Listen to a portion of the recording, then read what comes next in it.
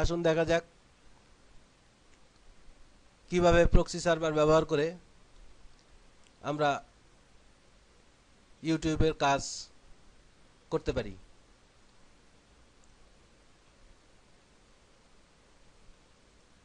freeproxylist.net site থেকে আপনি response এবং ট্রান্সফার ঘরে যেগুলি সবুজ মার্ক দেখা যাচ্ছে এখান থেকে আপনি আইপি অ্যাড্রেস এবং পোর্ট কপি করে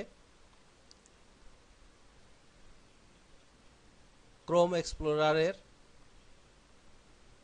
সেটিংস অপশনে গিয়ে অ্যাডভান্স সেটিংসের ভিতরে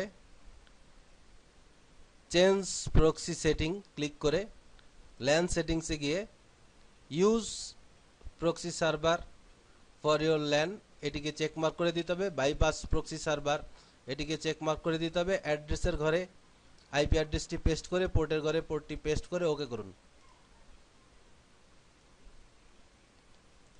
এরপর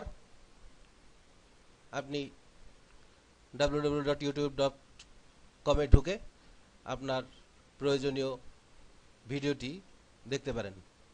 এখানে আমরা দেখতে পাচ্ছি একটি 3D সফটওয়্যারে শেখ মুজিবুর রহমানের একটি পোর্ট্রেট তৈরি করা হয়েছে, সেটি ভিডিওতে দেখলাম। এইভাবে আমরা ইউটিউব ব্যবহার করে আমাদের কাজ চালিয়ে নিতে পারি। ধন্যবাদ।